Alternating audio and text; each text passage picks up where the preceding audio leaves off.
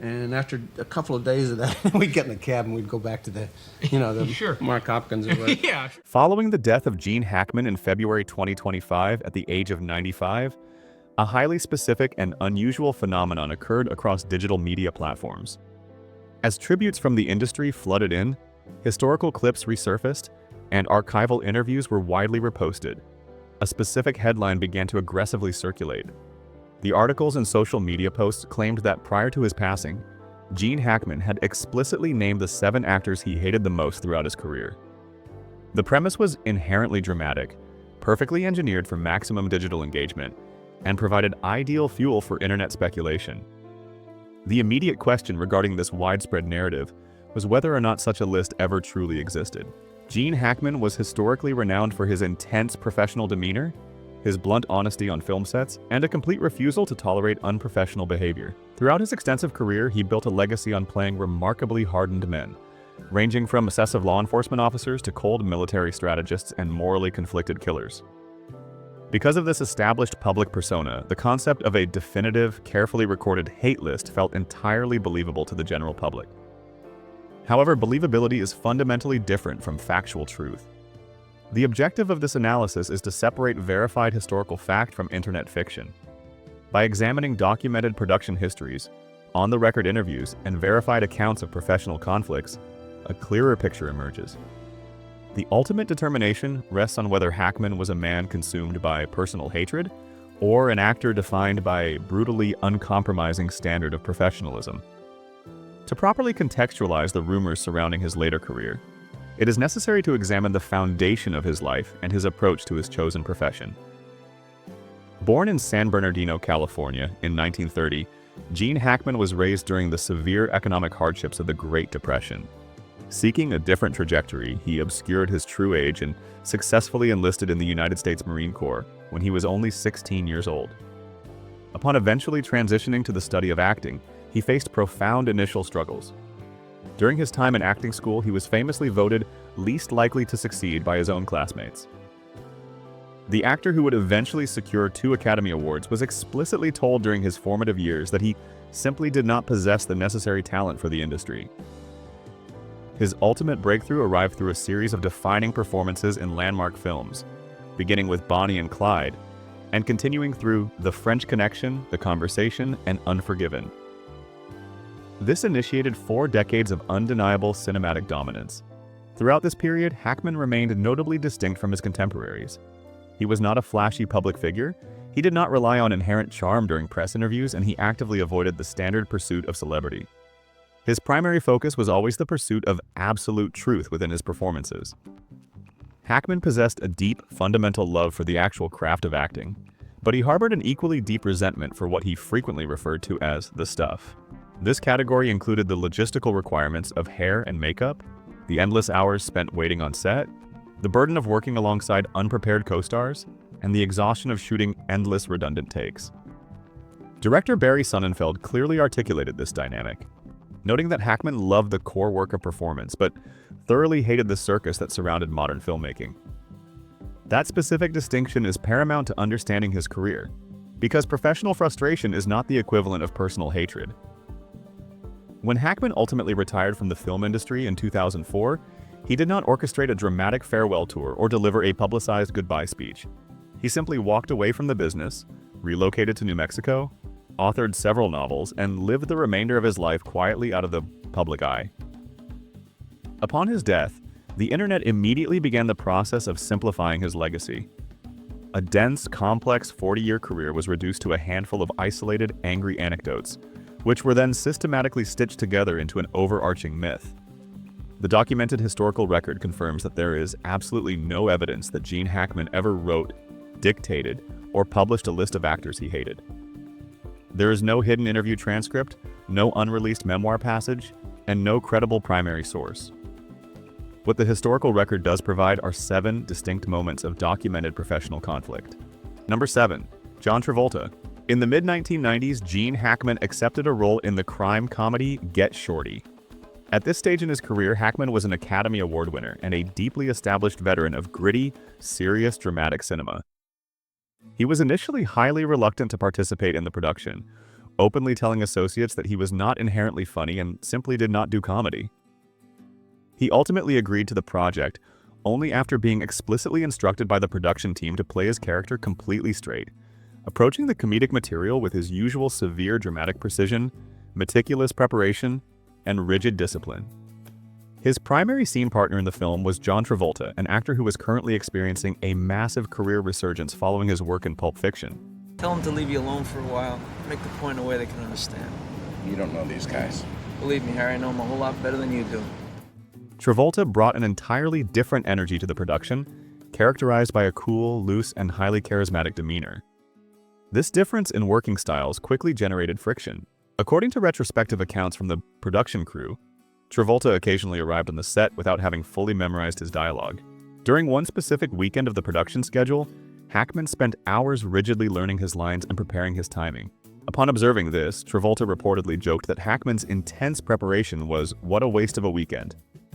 This interaction highlighted a profound divide between two actors, representing two different generations and two entirely incompatible philosophies of performance. One approach treated the screenplay as a sacred, unalterable text, while the other relied heavily on finding the rhythm of the scene through improvisation and spontaneous interaction. Director Barry Sonnenfeld later clarified the resulting dynamic, stating that when filming was delayed due to Travolta not being completely ready, Hackman would indeed yell and express immense anger. However, Sonnenfeld noted that Hackman frequently directed this anger at the director and the production staff rather than directly at Travolta. His fury was aimed at the operational delay, the wasted shooting time, and the general inefficiency of the set, not at the individual man.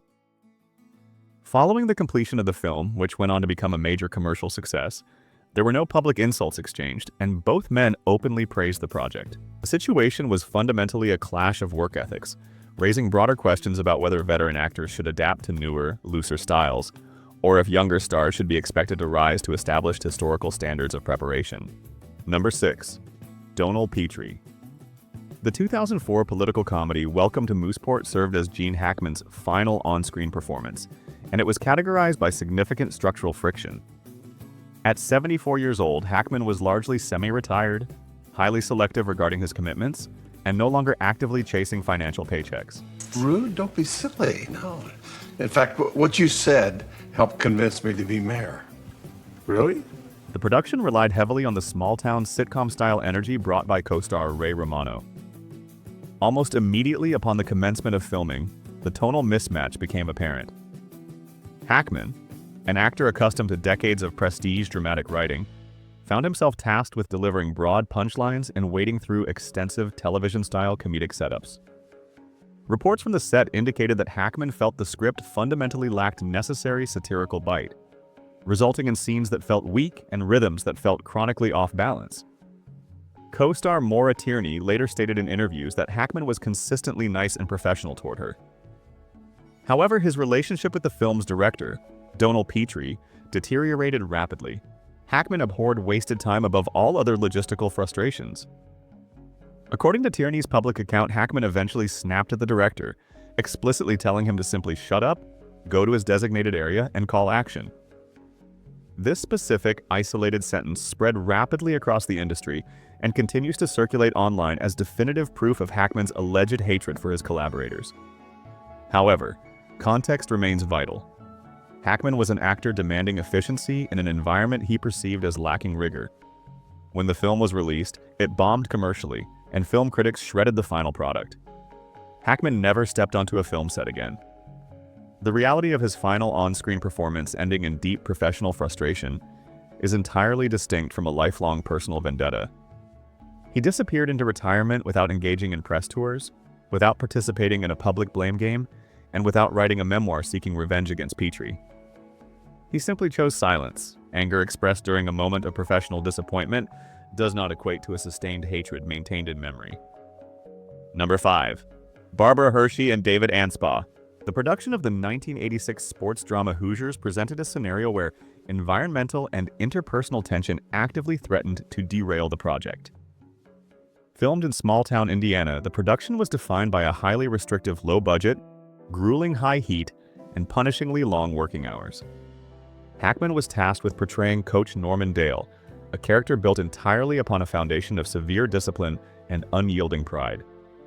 The necessary on-screen tension between his character and the town quickly mirrored the off-screen reality.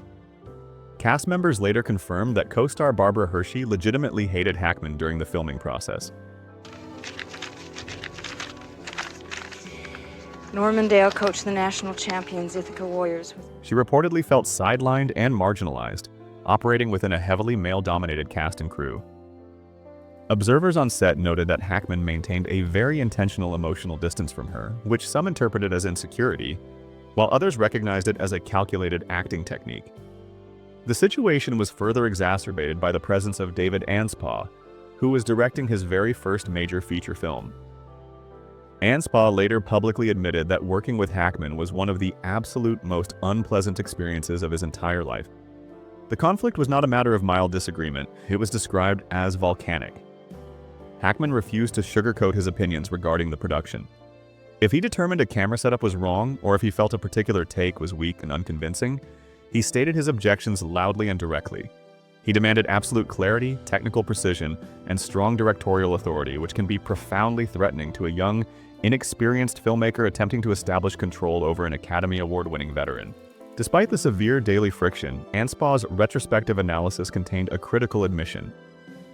The director acknowledged that Hackman's actual on-screen performance was nearly flawless, that he personally learned an immense amount from the actor's demanding nature, and that the final film undeniably benefited from the hostile friction. The palpable tension visible between Coach Dale and the surrounding community on screen was highly authentic precisely because it was not entirely simulated.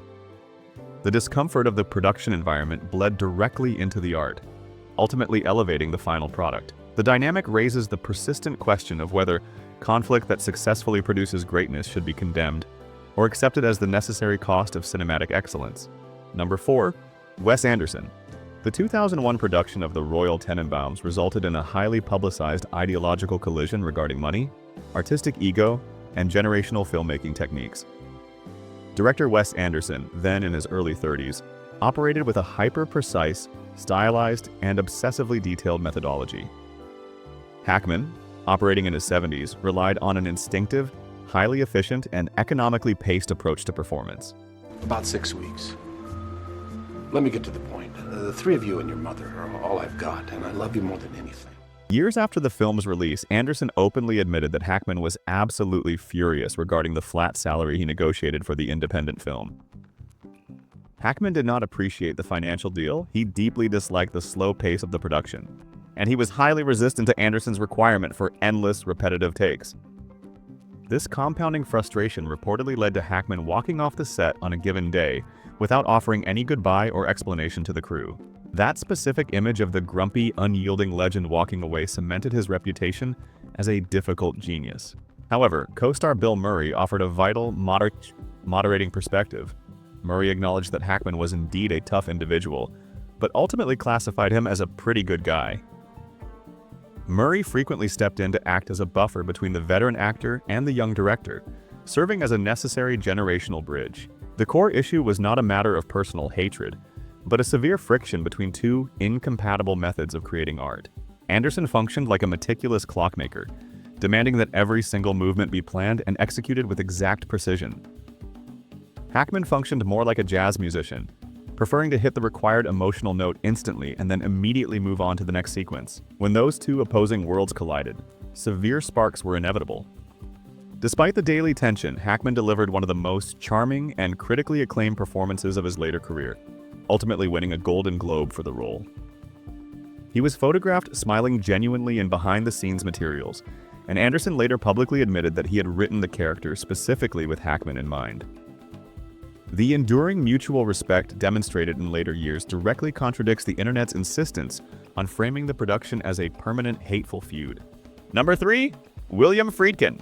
The filming of the 1971 crime thriller The French Connection bypassed standard professional tension and escalated directly into psychological warfare. This little candy store guy, he's put on a big show in a fancy nightclub with no narcotics connections. They were all over. Director William Friedkin openly doubted Hackman's inherent toughness for the role of Popeye Doyle, believing the actor was fundamentally too soft and unsure to project the necessary violence. To correct this perceived deficit, Friedkin made the conscious, deliberate decision to antagonize Hackman at every possible opportunity. The director purposefully positioned himself as Hackman's primary enemy on set, utilizing constant provocation to manufacture the required intensity. This aggressive strategy resulted in daily shouting matches and genuine, explosive anger, with Hackman storming off the set in profound frustration. The operational stress reached its absolute peak during the filming of the movie's legendary car chase. Executed on real city streets without proper municipal permits, the sequence involved genuine, undeniable physical danger. Hackman reportedly felt that aspects of the stunt work were entirely reckless and irresponsible, while Friedkin maintained that they were absolutely necessary for the authenticity of the picture. The final result of this agonizing process was a film that won the Academy Award for Best Picture alongside an Academy Award for Best Actor for Hackman.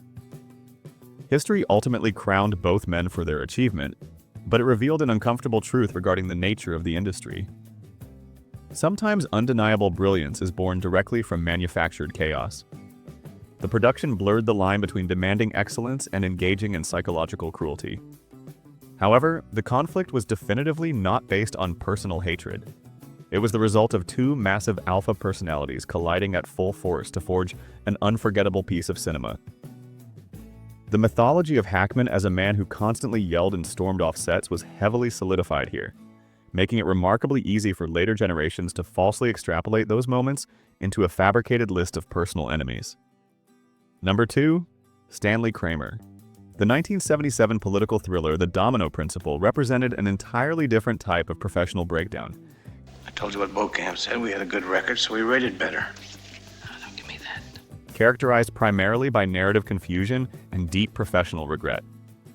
Designed to explore themes of conspiracy, assassination, and moral ambiguity, the project sounded serious on paper, but translated into a profoundly confused execution on screen.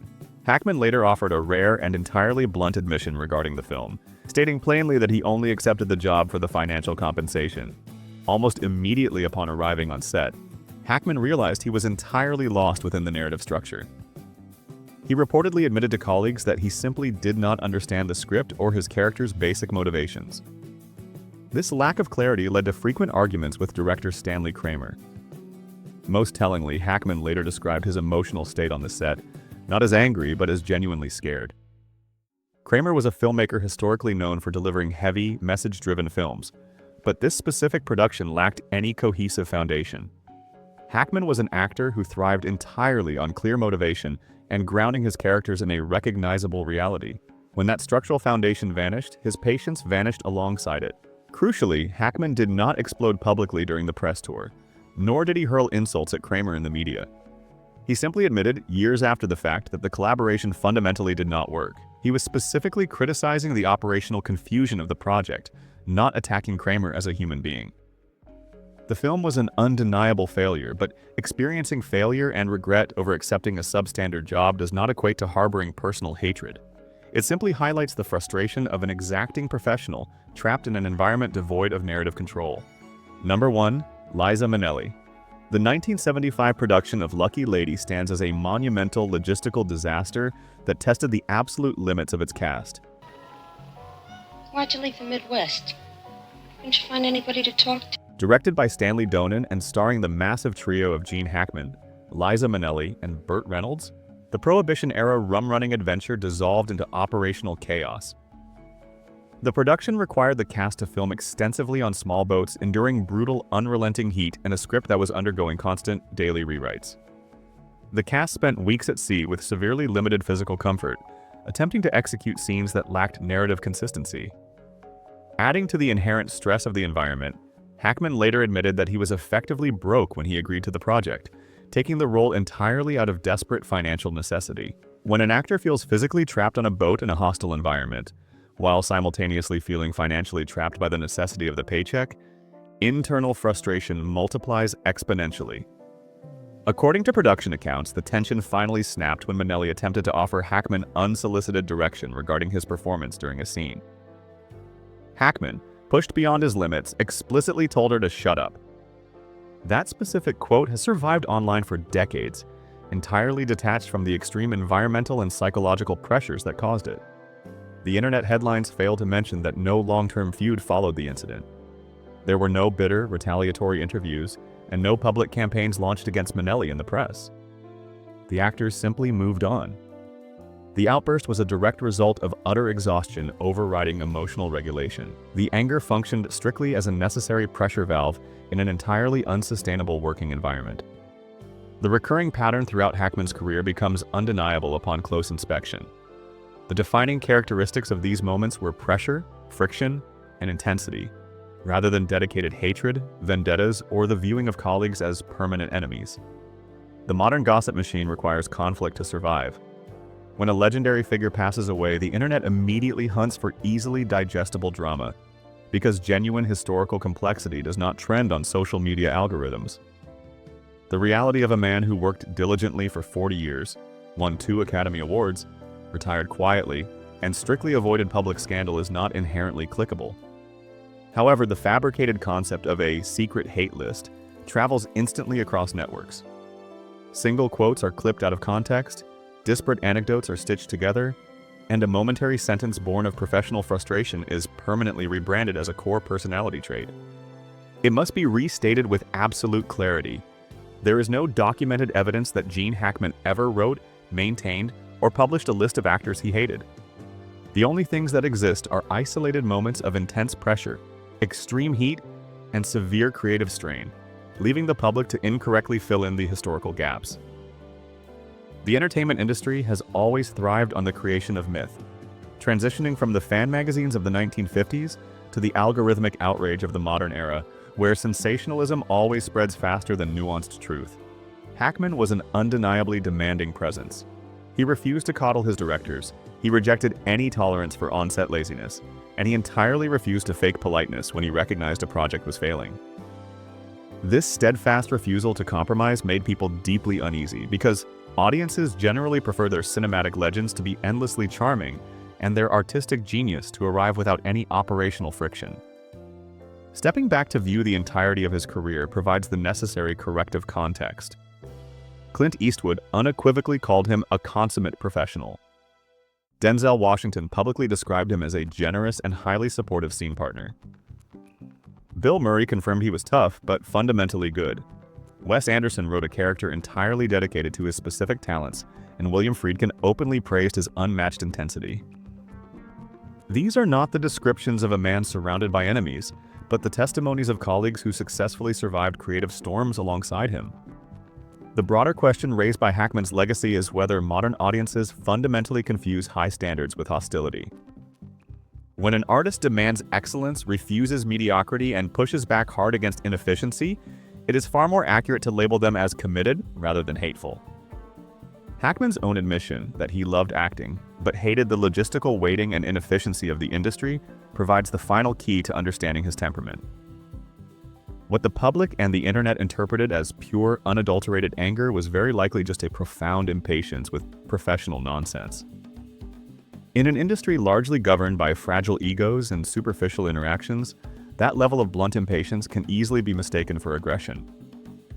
Gene Hackman did not leave behind a list of 7 actors he hated. He left behind a legacy defined by blunt honesty and performances that felt dangerously, undeniably real. He clashed over preparation, direction, financial control, psychological provocation, and logistical chaos.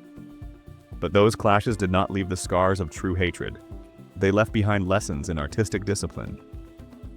There is no evidence of lifelong grudges or public bitterness, only moments of immense pressure that revealed a personality dedicated to the work. History remains infinitely more complicated than a trending headline, and the real story of Gene Hackman is the story of a man who demanded absolute seriousness in a business built entirely on illusion.